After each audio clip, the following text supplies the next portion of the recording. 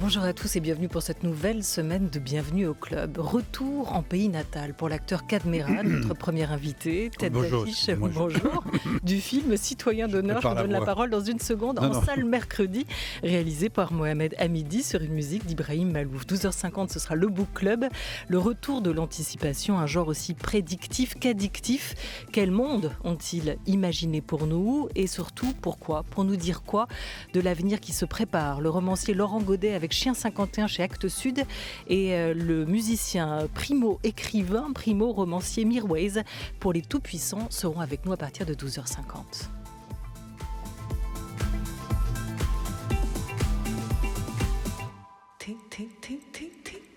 Une émission programmée par Henri Leblanc avec Laura Dutèche-Pérez, réalisée par Thomas Beau. Et bonjour Kad Merad. Bonjour tout le monde, alors il y a du monde. Votre voix Oui, c'est lundi. C'est l'avenue. Et je n'ai pas parlé du week-end. Donc là, vous êtes la première personne à qui je vais parler un peu travail. Donc, oui, boulot. Là, j'étais au repos, comme on dit.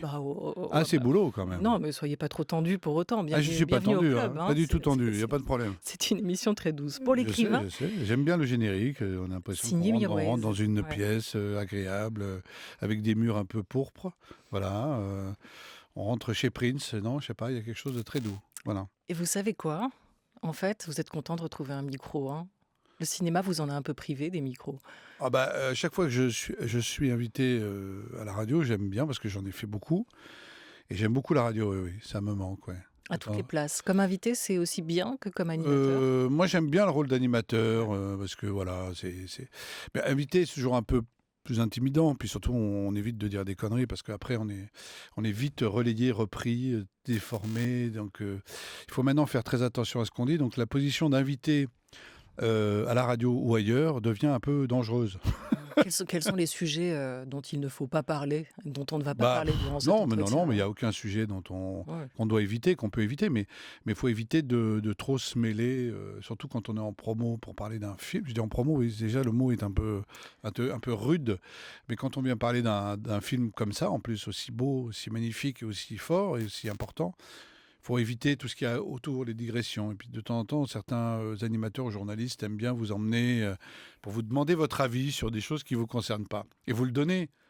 Et forcément, derrière, on vous dit « Ah ben oui, donc toi, tu... » Et voilà. Donc en fait, maintenant, je vais parler que du film. Bon, est-ce que je peux demander à l'animateur ex-Kad Merad de m'aider à lancer juste la bande-annonce de Citoyen d'honneur qui sera en salle mercredi ? Est-ce qu'on fait le pitch, comme on dit ensemble, hein ? Vous êtes dans ce film un écrivain franco-algérien. Vous êtes surtout prix Nobel de littérature. Samir Amin, c'est votre nom.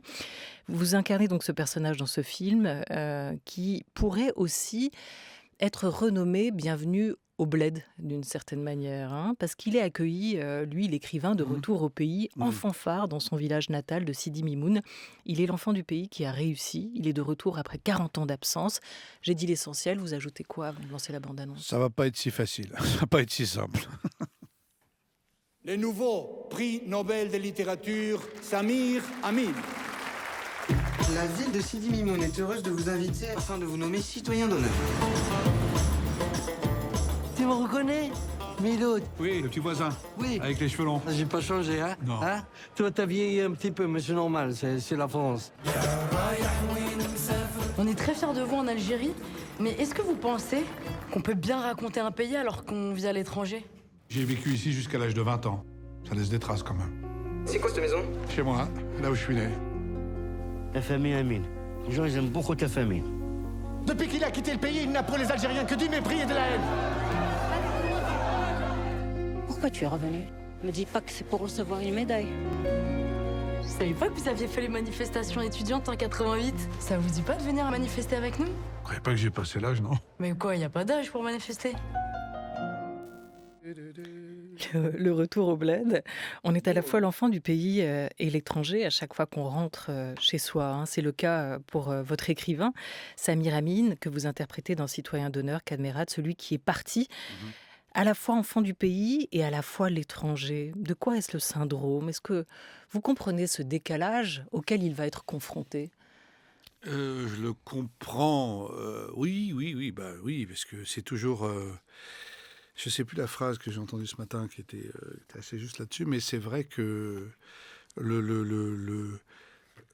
comment dire ? C'est difficile de Le sujet n'est pas simple, en fait. Alors moi, c'est un rôle, évidemment. Moi, je suis acteur, hein, j'interprète un personnage. J'essaye de le comprendre, évidemment, pour essayer de l'incarner le plus possible, le mieux possible. J'essaye de comprendre ses motivations, ses envies, ses cicatrices. Oui, et je me souviens déjà plus de la question que vous m'avez posée. Comment je noie le poisson? Non. Non, le syndrome du retour. Oui, du retour. C'est-à-dire que pour ce genre de personnage ou d'homme ou de femme, d'avoir quitté un pays, c'est-à-dire qu'à la fois, dans son pays d'origine, il est plus de son pays, et dans le pays qui l'a accueilli, il n'est pas vraiment de ce pays-là. Je crois que vous voyez ce que je veux dire. Il y a une espèce de difficulté à être bien chez soi, alors qu'on vient de deux pays, en vérité. Enfin, il y a deux pays qui sont très importants pour vous. Moi, je ne sais pas ce que j'ai vécu, parce que vous allez sans doute me parler de mon histoire, peut-être personnelle. Parce que vous l'avez dit, ce film, en tout cas ce synopsis, il résonnait quand même intimement avec ce que vous avez connu, ce que vous avez vécu. Oui, mais alors, à la différence du personnage, moi, j'ai jamais vécu en Algérie. Je suis né, c'est un heureux accident, puisque je suis de la fratrie, je suis le seul à être né en Algérie, parce que mes parents avaient décidé, pendant une période qui pensait plus longue, essayer de monter un salon de coiffure pour ma maman, qui est berrichonne, française. Et voilà, ça s'est mal passé, c'était juste après la guerre d'Algérie, donc on est rentré. Moi, j'ai jamais eu le syndrome, en fait, puisque moi, j'ai vécu en France, je ne parle pas l'arabe, le lien avec l'Algérie, c'est mon père, c'est son histoire qui nous transmettait de manière très discrète et très pudique. Vous savez, c'était une époque où les étrangers, entre guillemets, faisaient tout pour s'intégrer. Mon père a été jusqu'à changer son prénom pour s'intégrer dans la société, dans l'entreprise dans laquelle il travaillait. Donc je savais qu'il y avait il y avait presque une crainte, vous voyez, d'être un étranger en France à l'époque, surtout venant d'Algérie. Mon père est arrivé à 16 ans. Hein. Il n'est pas arrivé après la guerre d'Algérie. Il est arrivé bien avant les événements. Et donc, il avait envie de s'intégrer, ce qui fait qu'on n'a jamais été confronté au pays, ni... C'est pour ça que de temps en temps, j'entends l'acteur franco-algérien. Mais il faut mériter... Algérien, c'est pas... Il faut mériter cette binationalité. Mais surtout, oui, j'ai jamais rien donné à ce pays-là. Moi, je ne mérite pas d'être algérien.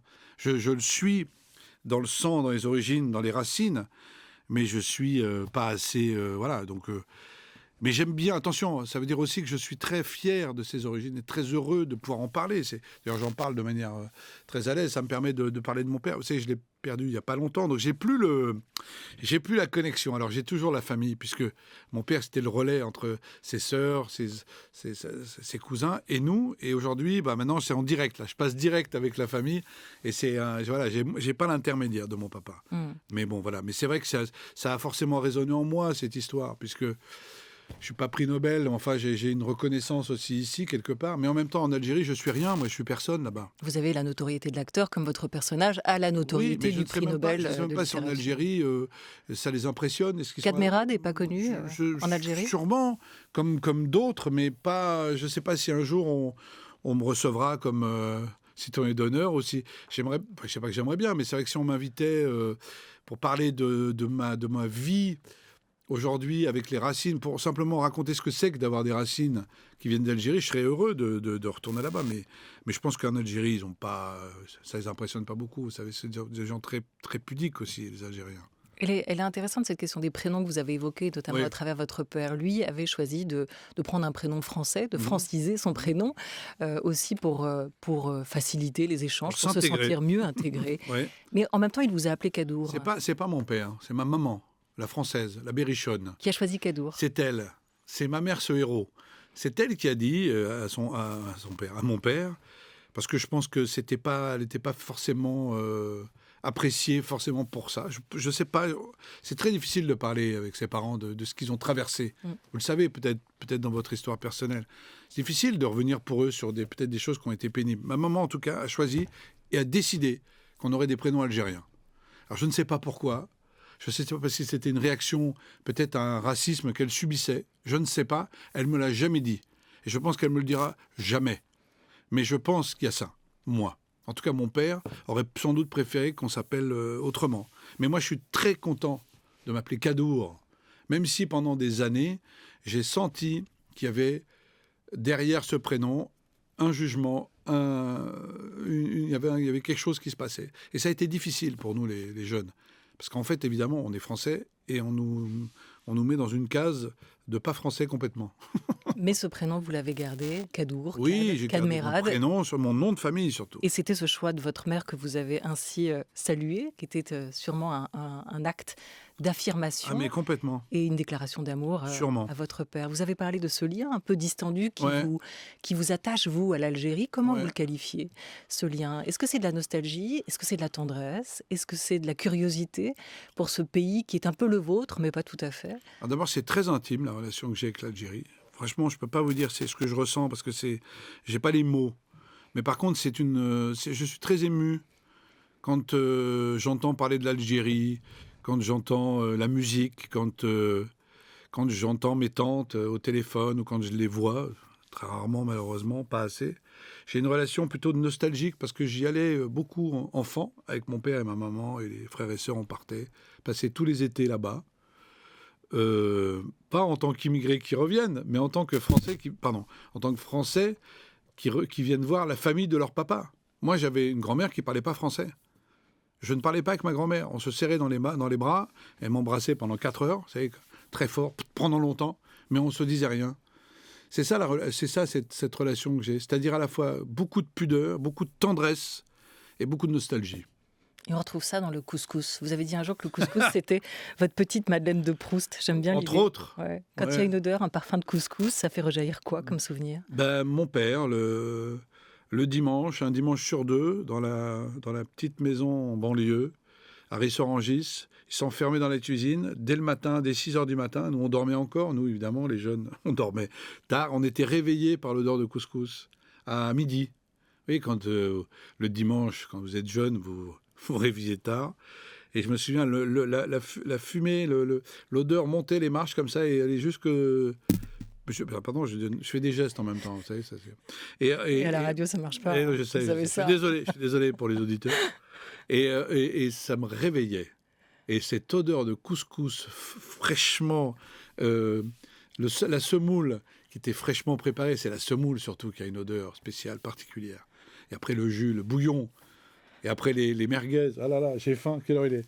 Il est 12h15. Excusez-moi. Je suis désolé, mais c'est vrai que c'est un plat... Et pendant longtemps, c'était le plat préféré des Français, vous savez ça. Mais je crois que ça l'est encore. Non, c'est la raclette, on m'a dit. Ah bon? Ah ouais. Moi, c'est suisse, la raclette. C'est pas... Bah ouais, non mais... Les Savoyards vont me tomber dessus. C'est ce qu'on m'a dit. Hein. Non, c'est pas... C'est la raclette, c'est montagnard. Allez. Mais c'est bon aussi la raclette. On quitte le registre gastronomique et on en revient au cinéma.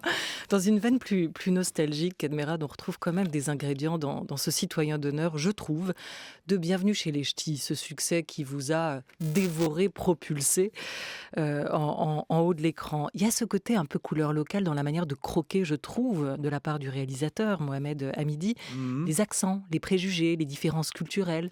C'est aussi ça que c'est ce que permet pour vous aussi ce type de comédie, qui est une comédie sociale. Comédie sociale, oui, j'aime pas le mot parce que c'est assez réducteur hein, quand même, comédie sociale. C'est une comédie, point. Après, on se fera son opinion, je pense. Ça parle de beaucoup de choses. C'est-à-dire que la comédie dissimule toujours le fond, alors social, oui, mais politique aussi, le fond... le fond, l'humain, les personnages sont beaucoup plus épais et beaucoup plus intenses qu'ils n'y paraissent, et avec beaucoup plus de comment dirais-je, de cicatrices, on est sur France Culture, donc j'ai le temps, vous avez vu, je fais des grands blancs, c'est magnifique. C'est agréable hein, de parler sur France Culture. Oui, souvent sur France Culture, on chante aussi. Oui, non, parce que là, peut-être vous arriver. Comme je fais un circuit promotionnel, je passe d'une radio où on a 4 minutes pour parler d'un film, là, vous m'en donnez 26. Vous voyez la différence? C'est là aussi où on voit que ça fait du bien de laisser parler les gens de leur travail, de leur métier, de ce qu'ils ressentent aussi. Donc Mais attention de ne pas vous perdre en route. Non, mais je fais beaucoup de digressions. Mais c'est un peu mon problème, d'ailleurs.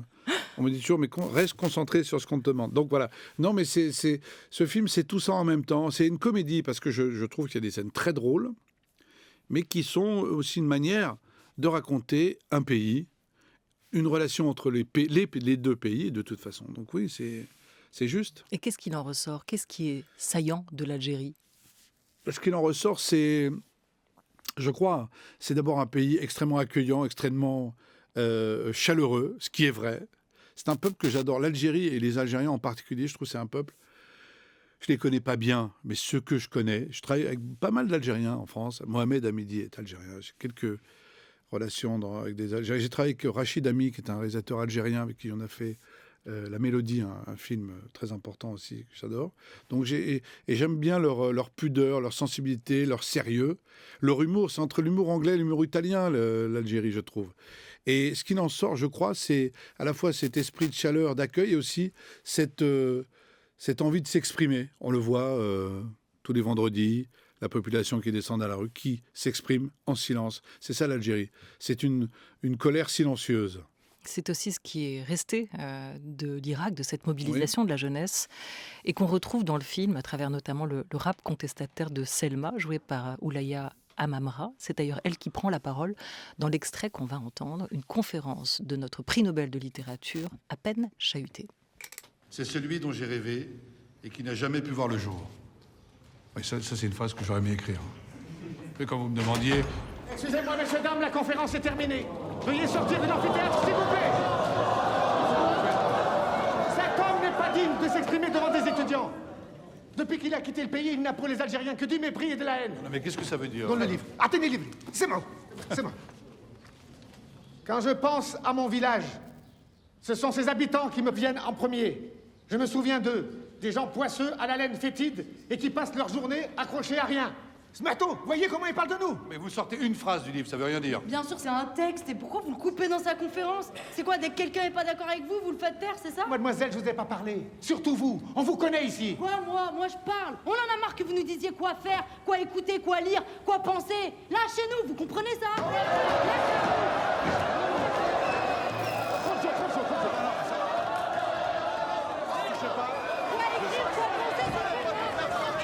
Non mais c'est quoi ça? Comment vous pouvez défendre un homme qui n'est même pas revenu au pays pour l'enterrement de son père? Ça montre aussi les tensions, les divisions, la place de la religion, les aspirations d'une jeunesse, ce film sous couvert de comédie. Ça raconte aussi tout ça. Mais oui, c'est pour ça que quand Mohamed m'a fait lire la première fois le script tel qu'il est aujourd'hui, j'ai dit mais c'est quand même un film politique. Et on va nous parler beaucoup de cet aspect-là du film. Même si Mohamed est habitué à raconter l'Algérie nostalgique, comme La Vache par exemple, où il est quelque part, ou avec beaucoup plus d'humour, là, il met l'accent sur une vérité et sur une actualité. Voilà, oui. C'est ça aussi l'Algérie. Kad Merad, étonnamment, je crois, le film n'a pas été tourné en Algérie, mais au Maroc, terre de tournage d'ailleurs. Oui. Vous le déplorez? Oui, en tout cas, j'étais parmi ceux dont Mohamed fait partie qui voulaient tourner en Algérie. Alors il y a deux problèmes. Alors évidemment, on peut imaginer que le scénario aurait peut-être pas forcément plu et qu'on n'aurait pas eu la facilité qu'on voulait pour tourner, parce que c'est vrai que le scénario raconte l'Algérie telle qu'elle est, enfin telle qu'il voit et telle qu'on la ressent ici. Mais aussi, il y a un problème économique, c'est-à-dire que ce film est un film qui a été fait dans des conditions très difficiles financièrement. Et en Algérie, il y a des tournages. On peut tourner quelques séquences, mais pas tout le film, parce que si on avait des problèmes de météo, je ne sais quoi, des impondérables, on n'aurait pas pu finir le film, parce qu'on n'a pas les moyens. Le film, il était vraiment en flux tendu, quoi. C'est-à-dire, et au Maroc, on a pu tourner d'abord aussi parce qu'il y a une infrastructure beaucoup plus évidente et beaucoup plus... voilà, il y a plus d'équipes de tournage, il y a plus de matériel, il y a plus de... Comme vous dites, c'est une terre de tournage. L'Algérie, pas encore, mais ça, il faut que ça le devienne. Il faut que ça le devienne. Il n'y a pas de raison, en fait. Le film est une adaptation d'un film original argentin, El Ciudadano. Est-ce que vous l'avez vu, vous, ce film-là? Oui, alors, l'idée, c'était le même parcours, le même retour, mais d'un écrivain argentin qui vit en Espagne, donc qui retourne... Son village argentin, Exactement. Ici, on passe donc de la France à l'Algérie. Il y a beaucoup de ressemblances entre les deux? Alors, au début, oui. Après, plus vraiment. En fait, je veux dire, une fois qu'il arrive à Sidi Mimoun, ça n'a plus... Bon, alors il y a toujours l'histoire de la statue, il y a toujours un peu l'histoire du maire et de certains habitants qui ne sont pas d'accord avec la venue de cet illustre citoyen. Mais, et le film argentin est beaucoup plus cynique, moins comédie, moins ce que c'est faire, moins comme sont les Algériens, moins la comédie plus italienne, en fait, je trouve, que le film argentin, il est plus noir, plus cynique. On rigole moins. Moi, j'aime beaucoup le film, il est très réussi. Je crois même qu'il avait été présenté au Festival de Venise et que l'acteur avait eu un prix d'interprétation, parce qu'il est formidable. Mais c'est un autre travail, c'est une autre histoire, c'est autre chose. J'ai besoin de vous. Ah. Il faut lancer un disque. Alors là, c'est mon ancien job. C'est quoi le disque ? Jeanne Haddad. Jeanne Haddad, oui, ouais. Très bien. Le titre, c'est Hey Boy. Hey Boy. J'avais des problèmes en anglais, moi, quand je bossais sur WFM. C'était pas ma spécialité. Hey Boy, ça va. Hey Boy, ça va. Mais quand vous devez lancer Can It Hit ou quand vous devez lancer, je ne sais pas, Smells Like Teen Spirit ou les Levelers ou je ne sais quoi, ou les Rage Against the Machine, là, ça part en sucette. Mais là, il faut vraiment lancer le disque. Jeanne Haddad, avec, vous l'avez dit Hey Boy. Hey Boy, bah, allons-y, c'est parti. Hey boy, don't you want to come with me and hit the road? Every time I see ya, what I see is someone who I used to hold so very close. It's finally clear, so please, my dear, don't you let us be apart, don't you let us grow cold. Hey boy, you can trust me when I say it's time to go. See, now there is so much joy, confidence, love and fire on this road we already know. There's nothing here to leave behind, just that fear that's in our minds, and while our hearts beat so, be held up by water, and the wind will start to dance. I love how we move together when the world gives us a chance, when the world gives us a chance. Hey boy, don't you know that we are true chameleons? Every time I see us, I see shapes and colors glowing in our hands, so beautiful. We want so much, yet we have so much. We will watch the horizons getting near, and in the blue and gold, be held up by water, and the wind will start to dance. I love how we move together when the world gives us a chance, when the world gives us a chance. France Culture. Bienvenue au club. Et c'était donc Jeanne Haddad, et non pas Jeannette.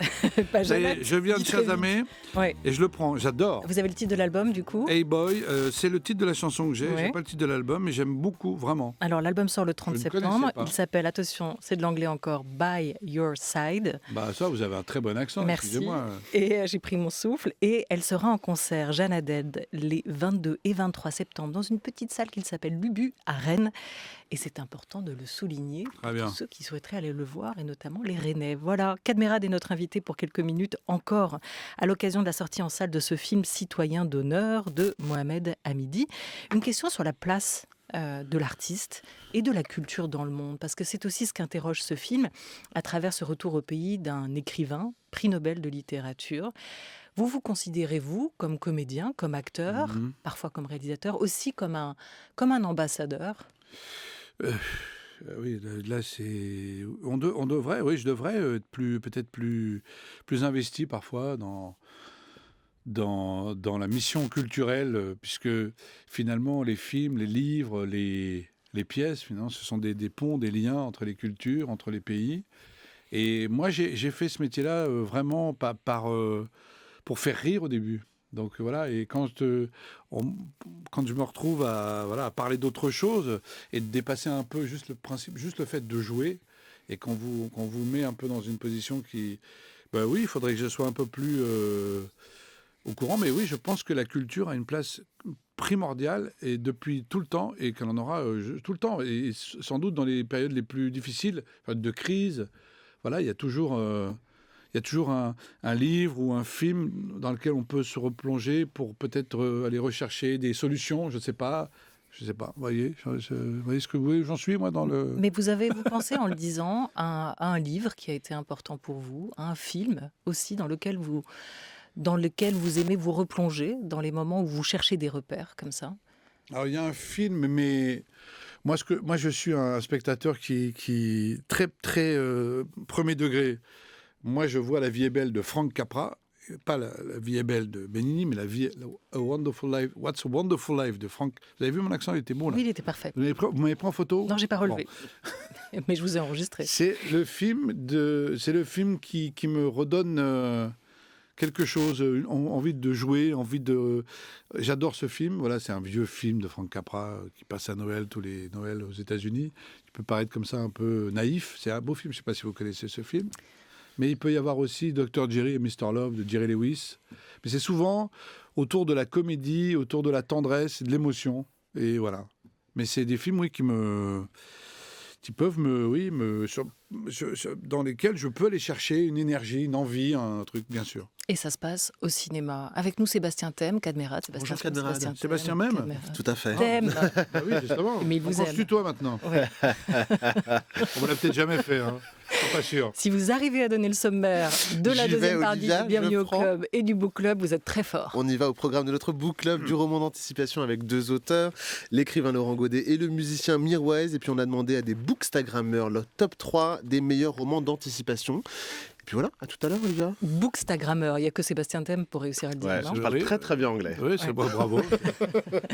Cadmerade, on était ravis de vous merci, en tout cas, merci de m'avoir laissé autant.